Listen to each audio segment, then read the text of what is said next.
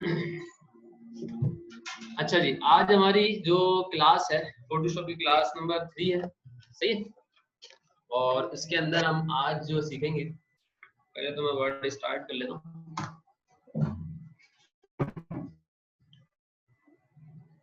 अच्छा, यहाँ से हम ब्लैंक डॉक्यूमेंट लेंगे। ब्लैंक डॉक्यूमेंट लेने के बाद हमने लास्ट क्लास में सीखा था कि किस तरह से हम पैराग्राफ की चीजों को देखते हैं, ठीक है।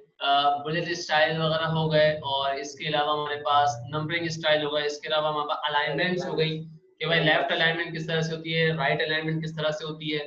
फिर इसके अलावा हमने देखा था कि जस्टिफाई किस तरह से होता है। फिर हमने देखा था कि लाइन के अंदर स्पेस कितना हम दे सकते हैं, ज्यादा से ज्यादा स्पेस कितना दे सकते हैं। फिर हमने देखा था कि हम सॉर्ट किस तरह से कर सकते हैं, कि असेंडिंग ऑर्डर और डिसेंडिंग ऑर्डर में किस तरह से कर सकते हैं, ठीक है। इसके अलावा हमने देखा था कि पेज के अंदर अगर आपको कहीं बॉर्डर लगाना है तो पेज बॉर्डर वगैरह आप यहाँ से लगा सकते हो। बॉटम बॉर्डर है, टॉप बॉर्डर है, लेफ्ट बॉर्डर है, बहुत सारे बॉर्डर्स हैं, इसको अप्लाई कर सकते हैं, ठीक है। इसके अलावा मैंने ये कहा था कि एक चीज होती है यहाँ पे कलर। अब ये कलर ये काम करता है कि मिसाल के तौर पे अगर मैं यहाँ से नो बड़ा करूँ फिलहाल, क्योंकि मुझे कोई बड़ा नहीं चाहिए, और मैं एक कमांड लिख रहा हूँ यहाँ पे। क्या कमांड दी? डब्ल्यू टेक्स्ट लेने की, equal to R N D, rand bracket open bracket close. थोड़ा सा जूम कर लूँ ताकि जैसे ही मैं इंटर करूंगा तो मेरे पास डमी टेक्स्ट आ जाएगा, ठीक है। अब यहाँ देखना हो क्या है, इस हाइलाइटर में और इसमें मैंने फर्क बताया था। क्या बताया? बिल्कुल, यहाँ जो वाइड स्पेस है ना, खाली स्पेस है, इसको भी हाईलाइट करेगा। और ये हाइलाइटर क्या करेगा, जहां तक टेक्स्ट है सिर्फ उसको क्या करेगा, हाईलाइट करेगा, सही है। अब यहाँ पे मेरे पास क्या कहते हैं, स्टाइल्स है, ठीक है। स्टाइल्स बने बने स्टाइल्स है। यहाँ पे अगर आप एरो पे क्लिक करते हो तो ये बने बने स्टाइल्स है वर्ड के। किस स्टाइल में आपको टेक्स्ट चाहिए, ठीक है। क्रिएट स्टाइल करोगे, यहाँ पे आप अपना स्टाइल भी, अपने नाम का स्टाइल भी क्रिएट कर सकते हो, पैराग्राफ स्टाइल करके मॉडिफाई कर सकते हो यहाँ से, कि भाई आपको उस स्टाइल के अंदर बोल्डनेस कितनी चाहिए, राइटिंग स्टाइल कौन सा चाहिए, पैराग्राफ कौन सा चाहिए, कलर कौन सा चाहिए, वो सारी चीजें यहाँ से आप एडजस्ट कर सकते हो, ठीक है जी। तो अगर मैं यहाँ पे अपना स्टाइल ऐड करवाना चाहता हूँ तो क्या करना पड़ेगा, क्रिएट स्टाइल पे जाऊंगा। पहले तो मैं उस स्टाइल का नाम दूंगा, मैंने दे दिया फॉर एग्जांपल न्यू, ठीक है। न्यू के नाम से मैंने स्टाइल का नाम दिया, और यहाँ मॉडिफाई का बटन है। इस मॉडिफाई के बटन पे मैं कोई भी नाम दे दूं, उस स्टाइल का नाम देना चाह रहा हूँ कि बेसिकली मुझे पता चल जाए कि इस स्टाइल से मैंने, इस नाम से स्टाइल बनाया मैंने, ठीक है। मॉडिफाई पे क्लिक करूंगा। अब इस न्यू के अंदर देखो, यहाँ लिखा हुआ है न्यू। अब मैं यहाँ पे स्टाइल टाइप के अंदर मैं बताऊंगा कि भाई मेरे पास पैराग्राफ है, कैरेक्टर है, या क्या है। तो मैं करूंगा यहाँ पे पैराग्राफ, और ये सब चीजों को ऐसे रहने देने के मैं करूंगा यहाँ पे अल्जीरियन। राइटिंग स्टाइल चेंज कर, देखो राइटिंग स्टाइल चेंज हो गया। ये मुझे साथ साथ प्रीव्यू भी बताता रहेगा, सही है। अब यहाँ पे मेरे पास साइज है, यहाँ से मैं साइज, वही साइज है जो होम के अंदर हम सीख के आए, यहाँ पे ये साइज है, वही सारी चीजें अप्लाई करनी है। बोल्ड करना है, इटैलिक करना है, अंडरलाइन करना है। यहाँ पे आपको कौन सा कलर रखना है, मैंने कर दिया रेड, तो रेड कलर हो जाएगा। और यहाँ पे आपको कॉम्प्लेक्स करना है, तो देखो किस तरह से ये अच्छा, ये लातीन पर रखना, क्योंकि ये सारी जो लैंग्वेजेस हैं वो इसके ऊपर डिपेंड कर रही है। ये एक लैंग्वेज है, समझ लो कि एक बाहर की लैंग्वेज है, ठीक है। अच्छा जी, अब यहाँ पे मैंने ओके जैसे ही किया तो ये मेरा स्टाइल क्या हो गया, न्यू के नाम से, देखो आ गया। अब मैं जो भी काम लिखूंगा तो वो किस स्टाइल में होगा, जो मैंने स्टाइल बनाया है वहां पे, क्योंकि मैंने क्या सिलेक्ट किया, ये सिलेक्ट किया हुआ है, new style select. New style है। अब यहाँ पे हाँ बोलो, बिल्कुल सब कर सकते हो, ठीक है। क्लियर और फॉर्मेटिंग का बटन यहाँ पर भी है कि भाई आपको फॉर्मेटिंग क्लियर करनी है दोबारा से, तो आप नॉर्मल पे आ जाओगे, वो देखो खुद ही ऑटोमेटिकली सिलेक्ट, जैसे आपने यहाँ पे की थी क्लियर और फॉर्मेटिंग का बटन, वैसा यहाँ पर भी है, ठीक है, वही चीज है आपके पास। अच्छा, इसके बाद मैंने आपको फाइंड का ऑप्शन बताया था कि फाइंड किस तरीके से काम करता है, कि भाई किसी भी चीज को हम तलाश कर रहे हैं। फॉर एग्जांपल यहाँ पे मैंने बीच में लिख लिया हमजा, ठीक है। अब इस हमजा को मुझे तलाश करना है, मुझे नजर नहीं आ रहा कहाँ पर है, तो मैं फाइंड के ऑप्शन पे गया, और यहाँ पे नेविगेशन बार हो जाएगी। यहाँ पे आपने जो चीज तलाश करनी है वो आपने यहाँ लिखनी है। फॉर एग्जांपल मैंने लिखा हमजा, ये नौबत इसलिए आती है कि कोई भी चीज को हम सर्च कर रहे हैं और हमें ढूंढना है कि वो स्पेलिंग मिस्टेक है या हमने इस डॉक्यूमेंट के अंदर ये वर्ड यूज हुआ है या नहीं हुआ। इस तरह की जितनी भी सिचुएशन होगी वो तो फिर ये वर्ड खुद ही बता देगा आपको कि भाई ये आपने ग्रामर मिस्टेक है या गलत लिखा है, वो रेड लाइन नीचे दे देगा। वो तो ये देखो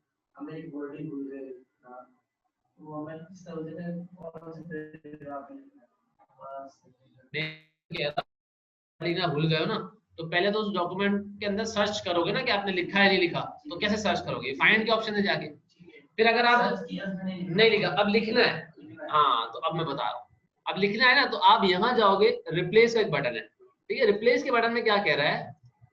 रिप्लेस के बटन के अंदर आपको दो ऑप्शन देता है, फाइंड व्हाट और रिप्लेस विद, दो ऑप्शन है, ठीक है। फाइंड व्हाट का मतलब यह है कि आपकी पहले क्या लिखा हुआ है, पहले तो वो तलाश करो क्या सर्च करना है, पहले तो वो सर्च करो। मैंने कहा कि हमजा सर्च करो, अगर हमजा लिखा हुआ है वहां पर तो उसकी जगह क्या कर दो, मुजम्मिल कर दो। बात समझ में आ रही है? मैंने यहाँ किया फाइंड नेक्स्ट नहीं करूंगा, मैं यहाँ करूंगा हमने लिखा ही नहीं है,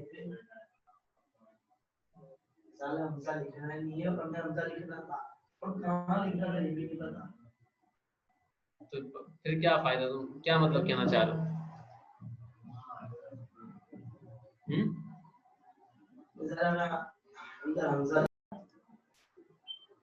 ये हमारे पास रिप्लेस के अंदर क्या होता है? रिप्लेस के अंदर ये होता है कि जो चीज हमें तलाश करनी है, वर्ड चेंज करना है। फॉर एग्जांपल हमजा की जगह आपने हाँ मुजम्मिल लिख दिया,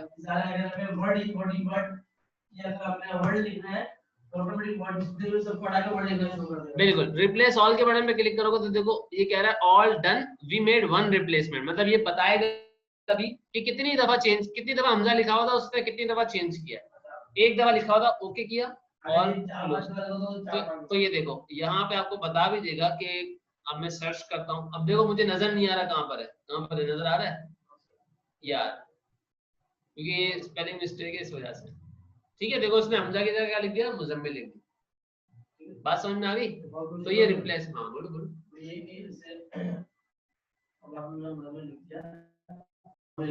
ठीक है। मतलब आप ये कहना चाह रहे हो कि मैंने दो नाम लिखे और दो एक जैसे लिख लिए, अब मुझे एक चेंज करना और एक वो रहने देना है, तो आप क्या करेंगे? इसके लिए मुझे ये करना पड़ेगा, मिसाल के तौर पे मैंने यहाँ लिख दिया स्मार्ट के बाद एक और लिख देता हूँ मैं मुजम्मिल, ठीक है। बस अब एक जगह मुझे नाम चेंज करना है तो रिप्लेस पे जाऊंगा, मैंने कहा जहां मुजम्मिल लिखा हुआ है वहां पे क्या कर दो, हमजा कर दो, ठीक है। अब मैं रिप्लेस ऑल नहीं करूंगा, रिप्लेस ऑल क्या करता है, सब चीजों को चेंज, लेकिन मैं करूंगा रिप्लेस, कर दिया इसने हमजा, एक जगह रहने दे। अब मैं क्लोज कर दूं, मतलब 4-5 लिखना तो वो लाइन से चल जाएगा कि भाई यहाँ पे आप चेंज हो गए, यहाँ पे चेंज हो गए, इस तरह, ठीक है। रिप्लेस का ऑप्शन समझ में आ गया। अच्छा अब यहाँ सिलेक्ट का ऑप्शन कोई काम का नहीं, क्योंकि सिलेक्ट ऑल का मतलब ये होता है कि आप सिलेक्ट ऑल का मतलब ये होता है आपके पूरे डॉक्यूमेंट के अंदर जितना भी टेक्स्ट लेगा, जो भी चीज लिखी वो सिलेक्ट कर लेगा। नहीं चल रही यार ना, ठीक है। अच्छा अब यहाँ पे सिलेक्ट ऑल का मतलब क्या है, जितनी भी चीजें हैं आपके पास, पूरा पैराग्राफ जो भी वर्ड है, टेक्स्ट है, पिक्चर है, शेप है, वो सारी चीजें सिलेक्ट कर लेगा। इसकी शॉर्टकट की भी है कंट्रोल ए, हाँ कंट्रोल ए। कंट्रोल ए ये करता है कि आपके पूरे डॉक्यूमेंट में जितनी भी चीजें उसको सिलेक्ट कर लेगा, पूरा पूरा जितनी भी चीजें, 10 पेजेस है, 10 पेज के अंदर टेक्स्ट ही टेक्स्ट भरा हुआ, तो 10 पेज के टेक्स्ट को सिलेक्ट कर लेगा इस तरह, जिस तरह भी हुआ हुआ है। सिलेक्शन हो गया पूरा हिस्सा वो सिलेक्ट कर देता ना, पूरी ये सिलेक्ट कर देता हूं इसके अंदर, वो उसको मिलाओ नहीं, ये अलग है। हां सब बस सिलेक्ट करेगा ना, हां वही चीज, ठीक है। ये चीज समझ में आ गई? इसमें कोई सवाल? एक पैराग्राफ से करना वो माउस से क्लिक करना पड़ेगा, हां वो माउस, बिल्कुल माउस से क्लिक करना, ठीक है जी, समझ में आ गया। इसमें कोई कंफ्यूजन है इस वाले सेक्शन के अंदर? इसमें जो हेडिंग का मैंने समझा नहीं है ना, हेडिंग का कौन सी हेडिंग तो बोल्ड वगैरह करने का ये हेडिंग, ये राइटिंग स्टाइल बने बनाए आपको मैंने अपना बना के दिखा दिया डिजाइन। सही है, कोई सवाल है? कोई सवाल नहीं। अच्छा, अब हम चल रहे हैं इंसर्ट के अंदर, और इंसर्ट के वर्ड का मतलब होता है कि कोई भी चीज अपने डॉक्यूमेंट के अंदर इंसर्ट करना, ऐड करना या किसी भी चीज को लाना।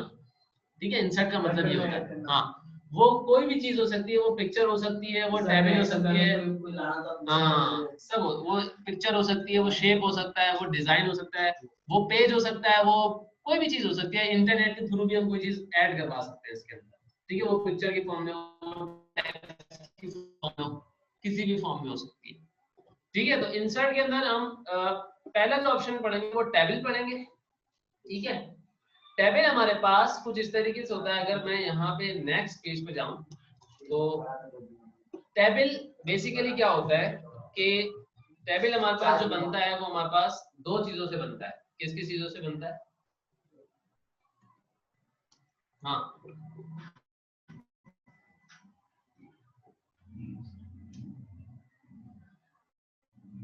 दो चीजों से बनता है टेबल। एक तो होती है रॉ और एक होता है कॉलम। ठीक है जी, दो चीजें होती हैं, एक होती है रॉ और एक होती है कॉलम। रॉ हमारे पास किस फॉर्म में होती है वो भी लिखा। रॉ हमारे पास होती है हॉरिजॉन्टल फॉर्म। ठीक है, और हमारे पास जो कॉलम होते हैं वो किस फॉर्म में होते हैं? Vertical form. ठीक है जी, वर्टिकल फॉर्म। तो हॉरिजॉन्टल फॉर्म और वर्टिकल फॉर्म क्या होती है कि बेसिकली हॉरिजॉन्टल मिसाल के तौर पर एक्स एक्सिस। ठीक है, एक्स एक्सिस में जो चीज होती है वो क्या होती है? रॉज होती है, और लंबाई वाली शेप में, हाइट वाली चीज में, या वो क्या कहलाती है हमारे पास? वो कॉलम्स कहलाती है। अब मैं अगर आपको दिखाऊं बना के यहाँ पे कि भाई टेबल किस तरह से बनता है, तो मैं टेबल पे क्लिक किया, यहाँ पे कुछ बॉक्सेस बने हुए आ जाते हैं। उन बॉक्सेस पे जैसे ही मैं माउस लेके जाऊंगा ना, तो ये मुझे टेबल करता हुआ नजर आएगा। जितने आप कॉलम बढ़ाना चाहो, जितने आप रोज बढ़ाना चाहो, वो आप बढ़ा सकते हो। ठीक है, अब ये नहीं समझना कि ये चीजें क्या है, ये कॉलम नहीं है।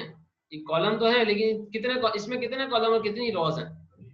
चलो मैं दो से समझाता हूँ, इसमें कितने कॉलम और कितनी रोज हैं? दो है। कैसे? दो है और दो है। हाँ, तो मतलब कि अगर मैं अब इसमें बताओ कि मेरे पास कितने कॉलम और कितनी रोज हैं?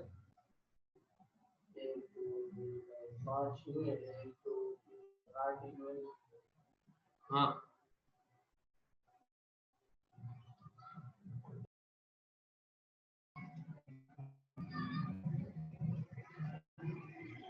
इसके अंदर एक, दो, तीन, चार, पांच कॉलम, और रोज कितनी है? एक, दो, तीन, चार, पाँच, छह, सात, आठ।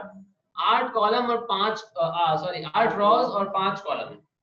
ठीक है, तो ये हमारे पास हो गया 8 बाय 5। बात समझ में आ गई? अब यहाँ पे अगर मैं इंसर्ट पे जाता हूँ दोबारा से और टेबल में जाता हूँ, तो देखो अगर मैं इससे बड़ा टेबल लेना चाहूँ तो नहीं ले सकता। ले सकता हूँ, नहीं ले सकता? ये पढ़ा है मैंने एक्सेल के अंदर में, पढ़ा है? नहीं पढ़ा? टेबल पढ़ा है? नहीं है? ठीक है, तो देखो यहाँ से इससे बड़ी मुझे चीजें लेनी है तो मैं नहीं ले सकता ना। तो मैं यहाँ जाऊंगा इंसर्ट, मैं इंसर्ट टेबल के अंदर जाऊंगा, और इंसर्ट टेबल के अंदर मेरे पास बहुत सारी चीजें पूछता है कि नंबर ऑफ कॉलम और नंबर ऑफ रॉस। मैंने कह दिया नंबर ऑफ कॉलम मेरे पास 10 होने चाहिए और नंबर ऑफ रॉस कितने होने चाहिए? 10। मैं दोबारा बता देता हूँ, यहाँ पे क्या टेबल के अंदर, और ये इंसर्ट टेबल के अंदर, इंसर्ट टेबल के अंदर क्या, यहाँ पे मैंने कहा नंबर ऑफ कॉलम कितने होने चाहिए? 10, और नंबर ऑफ रॉस कितनी होनी चाहिए? 10। ओके कर दिया, तो ये मेरे पास क्या आ गया? 10 कॉलम और 10 रो वाली एक टेबल आ गया। वो तो बना हुआ है नीचे, वो तो बना हुआ है नीचे, ये वाला तो बना हुआ है। ये एक टेबल जनरेट, मतलब टेबल चार्ट एक्सेल के अंदर जैसे हमने ना दो कॉलम बना के एक रो बना सकते हो वहाँ पे। इसमें दिया साइज होता है। जब मैं जो वर्ड लिख रहा हूँ उसमें नहीं आ सकते, इसको बड़े करना है कॉलम। तो कॉलम को बड़ा कर लो यहाँ खींच के, ये बना हुआ है यहाँ से। वही बड़ा हाँ कर सकते हो, जिस तरह एक्सेल में हम करते हैं। ठीक है, कोई अल्फाबेट बड़ा है छोटा है तो यहाँ से इसको आगे पीछे कर सकते हैं। ठीक है, टेबल की चीजें समझ में आ गई।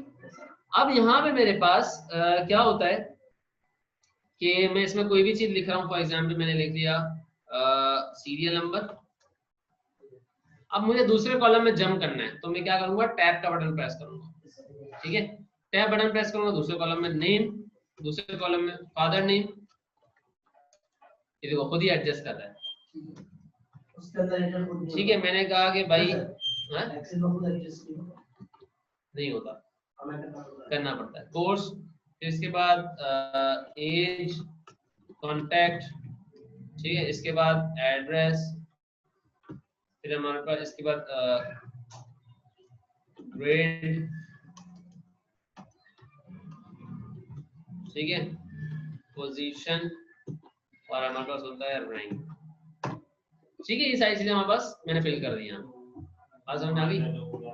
अब इसमें आप डेटा को फिल कर सकते हो। फॉर एग्जाम्पल 1 और नीचे आए 2, एरो से नीचे आए,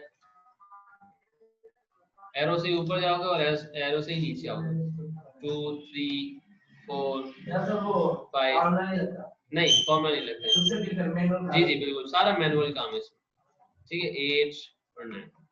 ठीक है, इसी तरह सारे कॉलम्स में आप डेटा को फिल करो और इस तरीके का एक टेबल जनरेट।